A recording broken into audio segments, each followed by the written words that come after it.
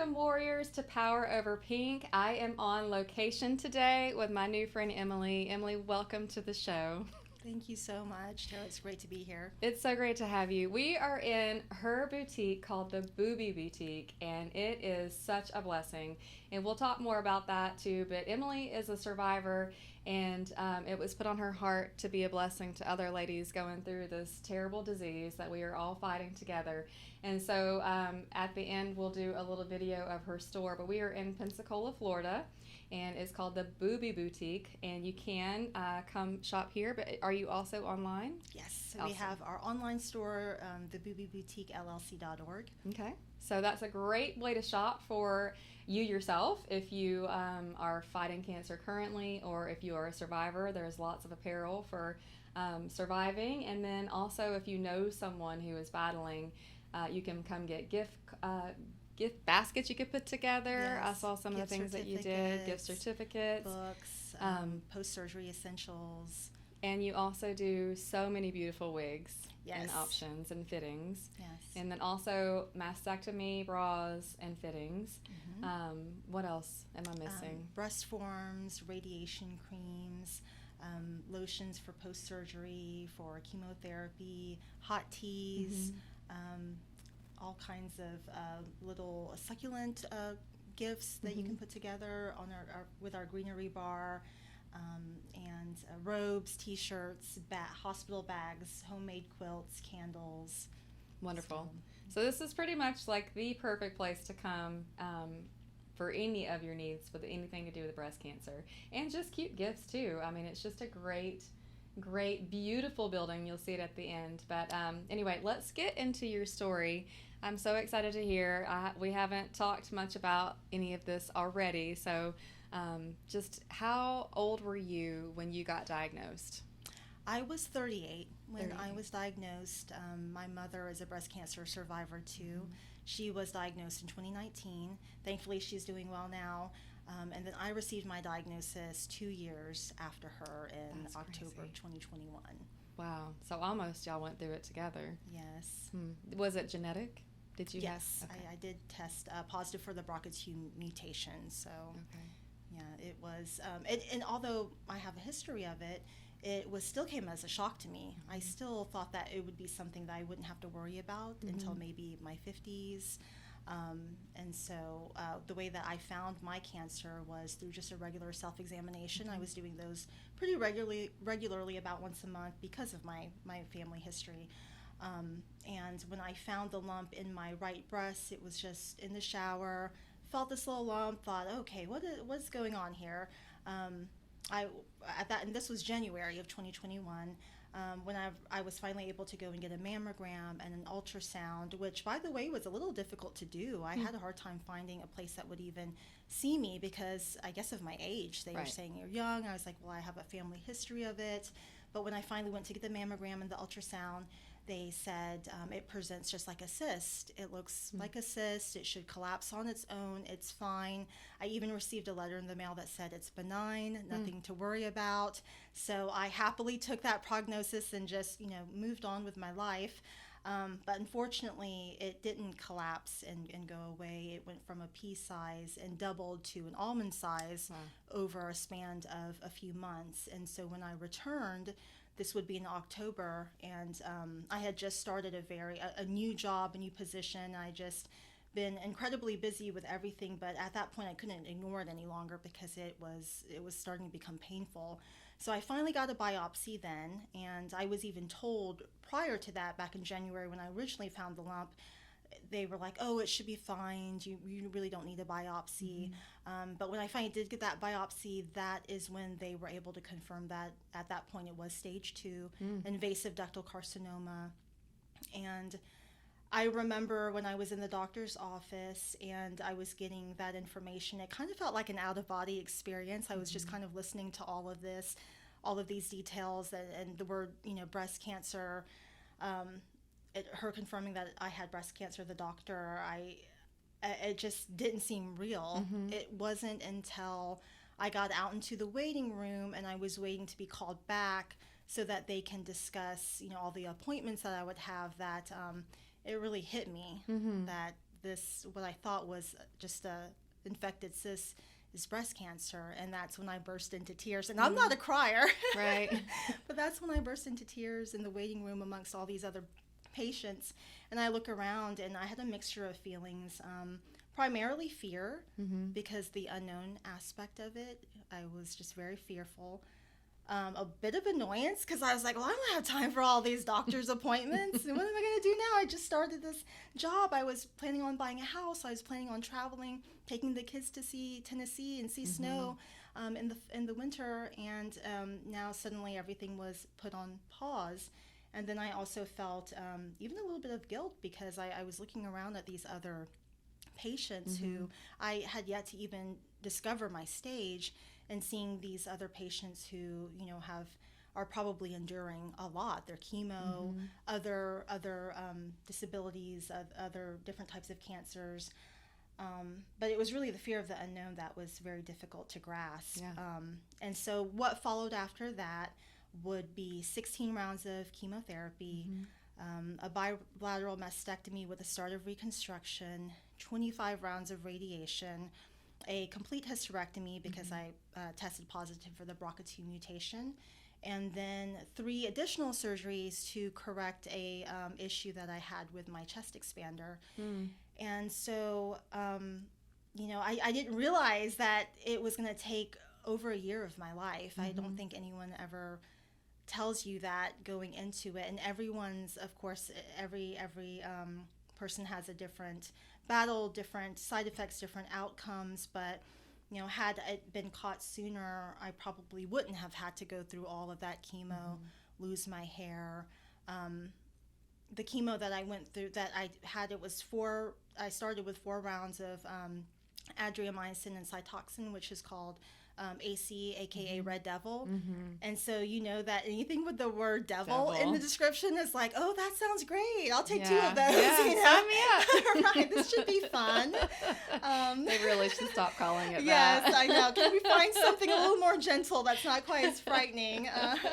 And then 12 rounds of Taxol, which was a lot easier to tolerate. But I started losing my hair 2 weeks after my second dose of AC, and I would get that once every 2 weeks, because your body needs a full week to recover before you take the second dose. And I just remember that was really, at that point, losing my hair, that was that transition, the full transition from going from a normal person, feeling normal, feeling healthy, feeling like a normal 38-year-old woman, to suddenly looking in the mirror and having clumps of my hair just gone. And my daughter ended up having to help me shave my head.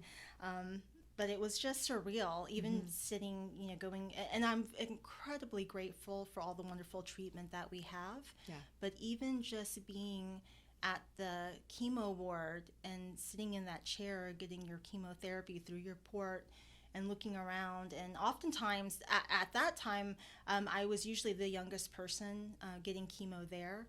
And not that it makes any difference.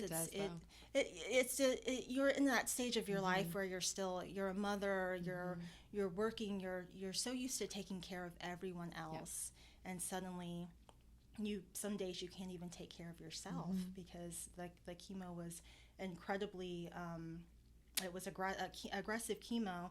And from what I was told, I didn't realize this, but from what I was told by one of the nurses, that a lot of times the younger you are, the more aggressively they have to treat the cancer. So there were days where I felt like I was just being held underwater, and not in the sense that I couldn't breathe, but just in the sense that I wanted to wake up, I wanted to go and be a part of my family, I wanted to get up and clean the house, make a meal, pet my dog and cats, but I couldn't. I didn't have the energy. I couldn't even sit up long enough or stay awake long enough to read or to respond to a text message. Had I had a fortune, that would have been a good time to get my signature on some things, because I didn't have my wits about me enough to do that. Not just being so nauseated and feeling like you had, I describe it as feeling like you've had a full body hangover. Yeah. Except you didn't party, so it's like, oh, no fun. I know, you're just left with this severe hangover that's just terrible for many, many days. Yeah. For up to a week. That's a good way to put that. Yes. So, but that's really what started me thinking about opening the Boobie Boutique is just through that experience and being in that survival mode and being in that long period of time where you have to relinquish so much of your identity to cancer. And through it all, I felt unfortunately incredibly blessed and grateful to my family, to friends, to God, and to the nurses and the doctors and my treatment. But I did feel very alone. It can be a very, very lonely experience as well. I didn't have a support group at that time because I just wasn't using social media or anything like that, which is why I think what you're doing, Tara, is amazing. Because at the start of my diagnosis, I watched a lot of YouTube videos and tried to see what other women were going through, trying to find other people's stories. Yeah. Because one of the hardest things about having something like cancer is losing all the control. Yeah. We want to know what's going to happen. We want to, I have a planner. I need to schedule everything. When is this all going down? How badly am I going to feel? Yeah. And so, and how the heck do I give up a year of my life? Yes. And how do I get through this year, and how do I stay resilient and positive and have that faith and have that hope and have that trust? Yeah. And I really think that, when you have something like cancer, that is actually the best time, and not just cancer itself, but any type of suffering or struggle that you might be enduring. That is the best time to activate your faith into where you actually find yourself and you find your strength and you find a renewed bond with your children, with your husband, your spouse, your wife, whoever it may be, because you do have to learn how to lean on others. So amen to that. Yes.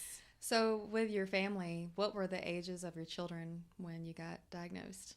My son was he had just turned 15, and my daughter was 19 at the time, or 18 going on 19. Yeah. Yeah, so thankfully they were old enough where they could really help, and they helped me out so much, because there were times where, as I mentioned, I was just too nauseated, too weak, too ill, too tired to do much of anything. And that's another kind of aspect that I didn't expect with cancer, is the guilt, of not being able to be as present for your children as you're used to. So I can only imagine having young children, small children that depend on you so much, especially if you may even be the primary caregiver.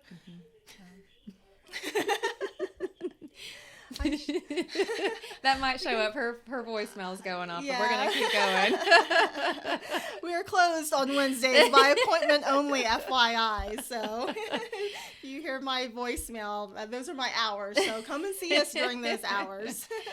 But it's so true, though. I like how you said that you do feel guilt, because as mothers and as wives, we do handle so much, and we do like that control, and especially during the holidays, because your diagnosis was in October, so you were facing Thanksgiving and Christmas and New Year's and all the holidays coming up. That's like vacation time and time for, relaxation and bonding, and here you aren't able to do any of it. So you and I had talked earlier about that not just the people going through cancer are warriors, but also how our family members are as well.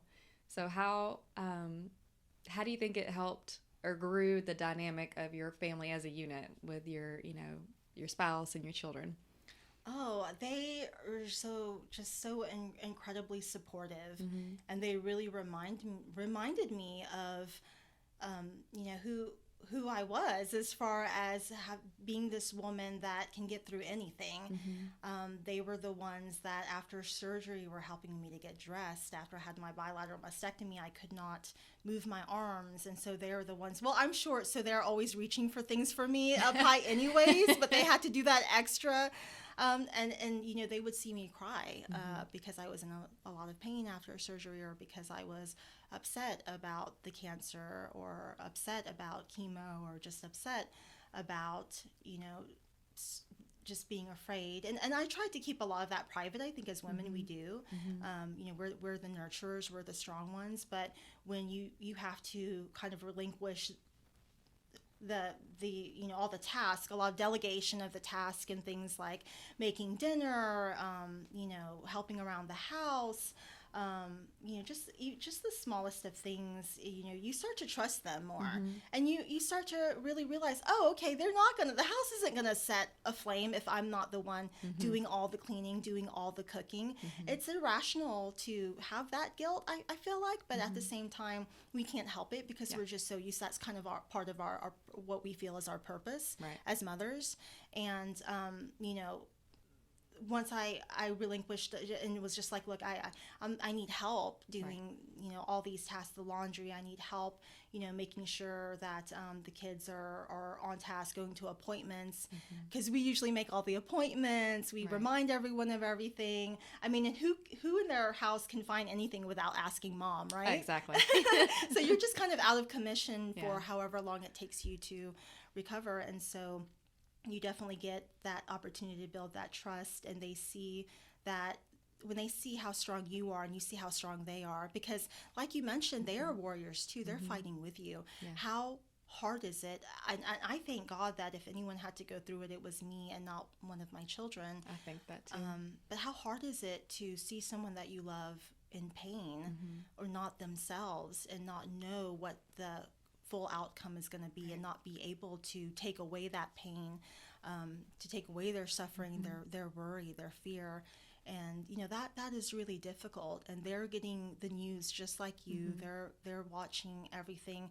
And unfortunately, I remember when I got my diagnosis, like one of the first images that popped into my mind was like movie cancer, where in the movies you would see it's always the mother and they're every always Disney like, movie. yes, every movie. And I still see that as a recurring theme when I watch movies to this day. And I'm like, oh, let me guess. Yeah, mom's got cancer. She had cancer. And, they're a skeleton, and they're attached to a breathing machine, or they've got fluids, and they're at home and in this hospital bed. And so it's horrible to think about the people who have had to watch a loved one wither away from such a terrible disease. And so I know that, like, that idea of losing this person, even if we're in this day and age with great treatment, even if it's caught early on, it's still scary. It's still terrifying, and very much so for the family. And I think, being able just to rely on each other that way. And I'm very grateful, because it was my kids and my husband that was telling me whenever I got the idea of opening the Boobie Boutique. It was my husband that was, and the kids that were like, you should do it. You should go for it. And I would have a lot of self-doubt. I would think, well, I'm no breast cancer spokesperson. I'm not really, I've never been a business owner. I don't know if I'm the right person for this to help other women in the way that I want to help them. And they're like, you're absolutely the right person. Yeah. You've been through this. And even though everyone's experience is different, you know what it's like to lose a lot of yourself to cancer. You know what the battle is like. And you know what it's like to be able to recover from it, and recover from it even better than when you started, even more enriched, even more grateful.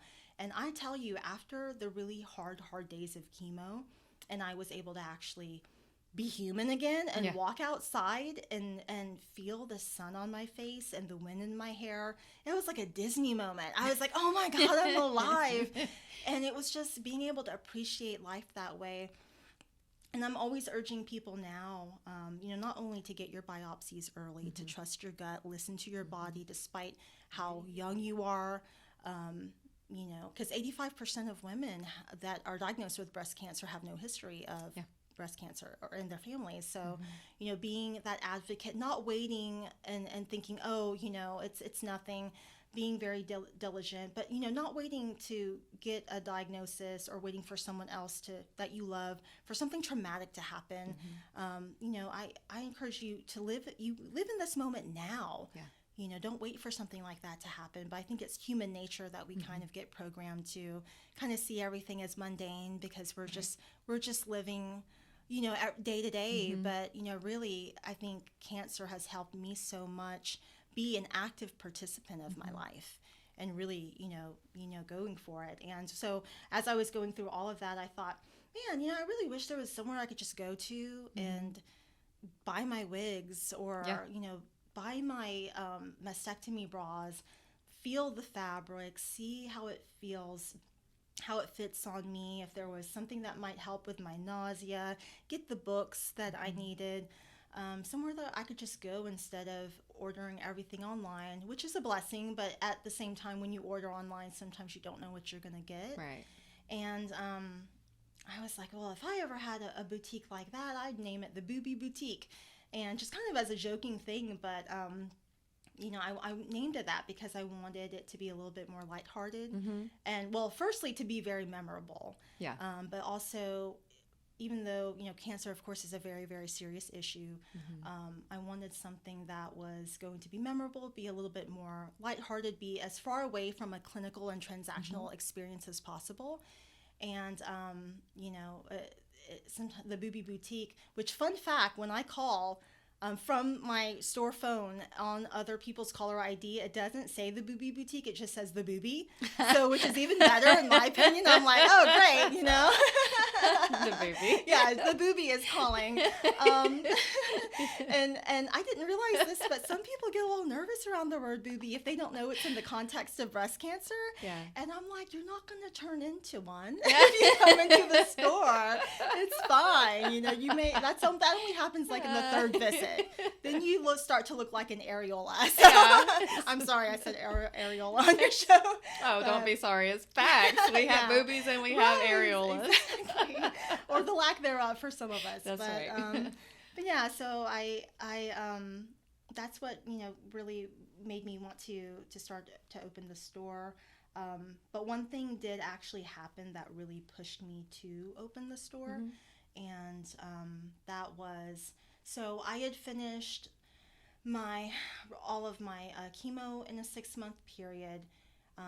That was from November through April or May of, I think it was April of 2022. And then in June of 2022 of last year, I had my surgery. And I was getting ready to start my radiation, 25 rounds of radiation. I was supposed to start in end of August, but my husband, who just turned 41, he had a stroke at the very end of August. And the odd thing about it is that he had what's called a subdural hematoma, and it was a brain bleed. And usually that type of brain bleed is a result of an injury or head impact. And I promise I did not beat him over the head or anything like that when that happened. Although if I ever did, he'd probably have it coming. But they still don't know actually what caused that. But so that brain bleed ended up causing 2 seizures, which led to a stroke. And he had to be taken to Sacred Heart Hospital here in Pensacola by ambulance. And he ended up having to have a craniotomy. And they told me, the trauma doctor told me that they thought that he was going to die. They were pretty certain with the condition that he was in that he was not going to make it. But thankfully he did. And so that experience, that fear of having lost him, and I joke, I'm like, oh, you just had to one-up me, didn't you? You couldn't let me just have the cancer. You had to go and have a stroke.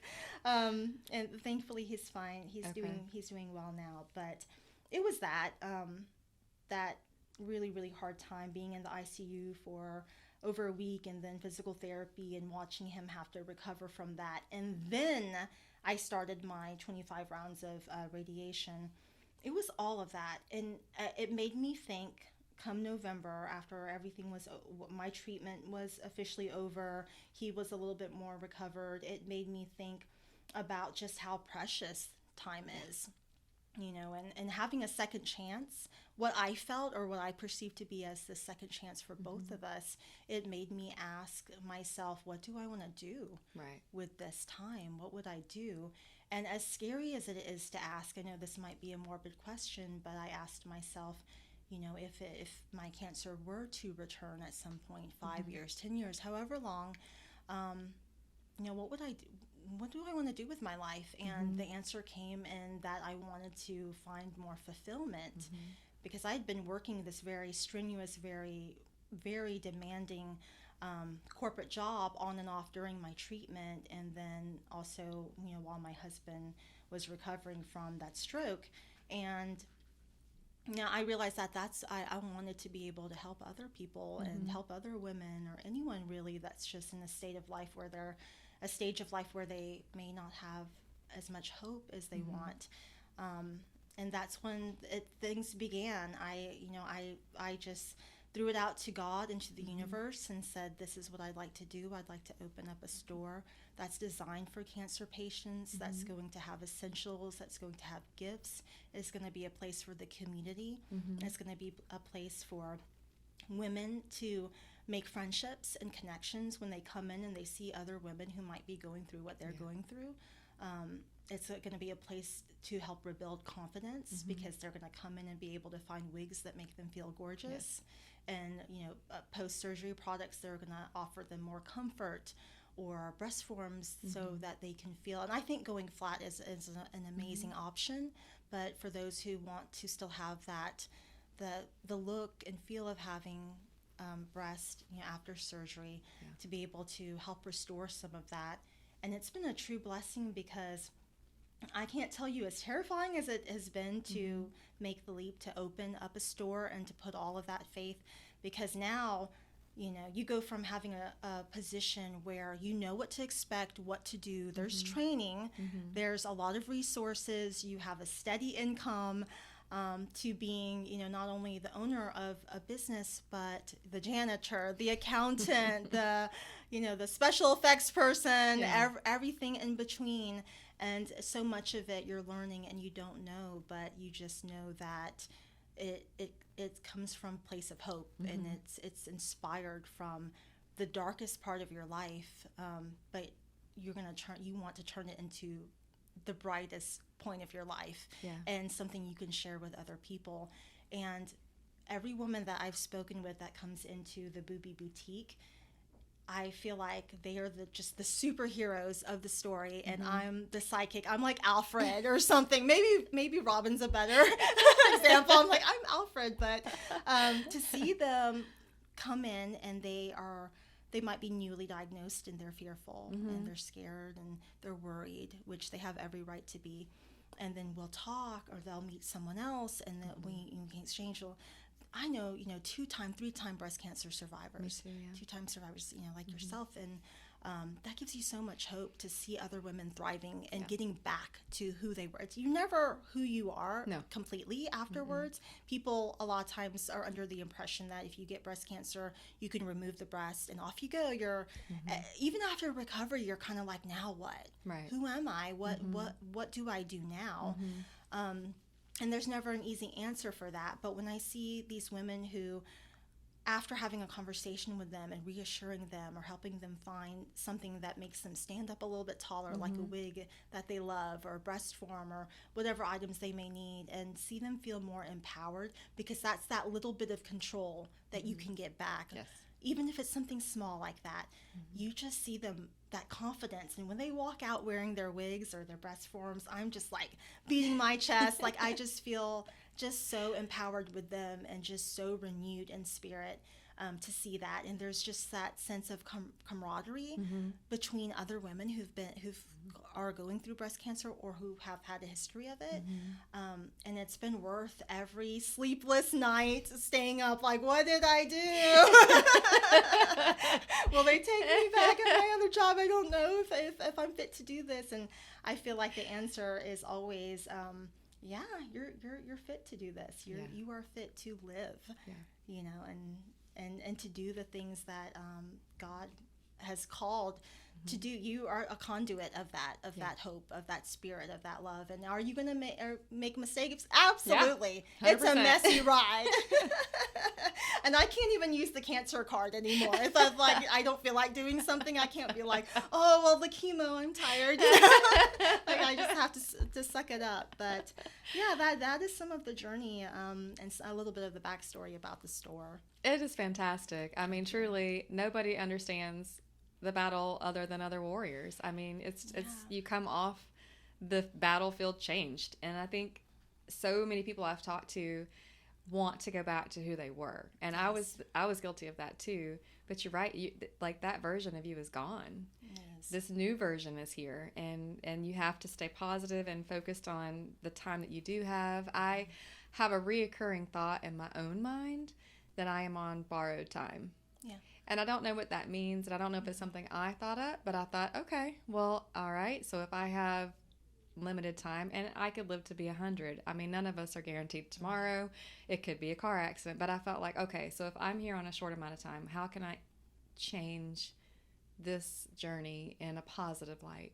And you are the superhero here as well, because empowering someone to feel beautiful when they feel hideous, giving back a little bit of what cancer takes from our bodies with mastectomy, and just cancer attacks every bit of what makes us women, and that is who we are, and so it attacks our identity.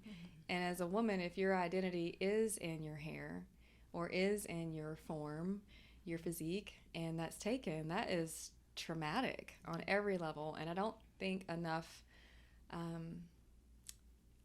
people talk about that. And so to have a store to come into, and your warm presence and this beautiful space, and this it's just peaceful here, and to be a spot where I could just be honest about how I'm feeling, because a lot of the warriors that I'm talking to cry a lot when they look in the mirror. When my hair was growing back, it was changed. It was curly and different, and I was like, I don't even know what to do with curly hair. It's so all white. yeah, for me. mine was all white too. And then I thought, okay, so I had to learn how to fix curly hair, and then I had to learn, like, everything was new and different, so I was not even remotely the same person. Oh yeah. But I'm better. Right. You know, Yeah. so cancer is tragic. Cancer can feel like a death sentence, and unfortunately for so many it is. Yeah. But for those of us who are lucky enough to be able to fight it and to stay, we have to, like, come together as a community, and you are facilitating that. So thank you for what you're doing here. This store needed to be here for all the warriors before you. Yeah. And it will be so empowering for all the warriors after you. And I know that God's going to bless it, and I can already tell that he has already. So God does not call the qualified, he qualifies the called. And that's what you are. And he is going to teach you and grow you even more so. And the year that you went through with your husband having a stroke and all the things, like, you are so positive, and I'm just so encouraged by you. Honestly, you are inspiring. Thank you. And if you ever question what you're doing here, just know that you've inspired me on every level. So I'm so thankful to know you now. So if you guys know of anybody in the local area that just need a community, like, Emily is facilitating a community, a safe space to come and just be inspired, and to have that hope and that encouragement. And when you're in your deepest, darkest part, you just know that you're not alone, and there's a whole community of us that are ready and willing to talk to you at any time. And I know I don't speak for just myself when I say that. So anyway, I'm so empowered by your story. I know that so many other women will be as well, and I'm just so thankful. Thank you so much. You just recapped that so beautifully, and I really appreciate just all the kindness, and you're doing the same for others. Having a resource with real women just sharing. And I like that you mentioned to me early on when you asked me to be part of this channel, the show, that sharing our stories really help others heal. And when we fight every day, it isn't just for ourselves and for our family. It is for those, for all breast cancer patients, those who have experienced that, those who are going through it, and those who are no longer with us. It's for all of us, and so together we are much stronger. We do heal together, I feel like, and so I'm incredibly honored and blessed and fortunate to be able to meet each and every single person that walks through the doors of the Boobie Boutique. As Tara mentioned, you are strong. You're beautiful. Your identity changes, but it is something that can actually grow into something better than you thought it could be. And it's never an easy process. It's not a linear process either. No. But it is something that together we find our way. And coming to the store and places like the store and having outlets such as Power Over Pink just goes to show that you can take those hardships and reach others and be that support and be that encouragement that you might need in that dark place. So thank you for having me here. This has been wonderful. Thank you for doing what you're doing. Well, when God calls you to do it, you just do it. As you know, I have stopped trying to control that bus. I'm like, he has a completely different idea, and his plan is always better. It is. Just I'll let him trust have and at it. Yeah. Well, thank you, Emily, for just being you, and thank you for watching. I am Tara, your host, and this is Emily with the Boobie Boutique in Pensacola and online. And may God bless you, and we'll see you again on another episode. Y'all take care. Just wanted to show you a quick tour of my place, the Boobie Boutique. As you can see, we have a variety of wigs for all ages, for those who have experienced post-chemotherapy hair loss, or maybe just thinning hair, or alopecia, other medical conditions, or maybe you just want to look fabulous and different and try out being a blonde or redhead for the day. We have books, different types of books, even children's books for those with young children who are wanting to explain kind of the different things that they may see their mommy going through during chemotherapy or radiation. We have some wonderful cards. Who doesn't love a sweet, humorous card? We have our robes, our drain belts. For those who've just had surgery, you may have multiple drain belts. These you're able to go into the shower with them, wear them under your clothing so you don't have your drain belts just dangling around. We have sweet t-shirts. This one here says, "She overcame everything that was meant to destroy her." And I know that is so many of you. I know that's Tara. I feel like that's myself. So we have a lot of supportive gifts, different mugs, beautiful smelling candles. A lot of the items are sourced from other women-owned businesses here in the States. We have an assortment of bras, and the beautiful thing about these mastectomy bras is not only do they promote healing, but they don't always look like mastectomy bras. They're not these big, huge contraptions. They are compatible with any type of breast form, which we have both silicone and foam breast forms. You can come in or make an appointment, and I'm able to do a fitting for you. And same thing with the wigs. You're able to come in and try on the wigs. We have also a succulent garden over there where you can put together a succulent plant, different gift boxes.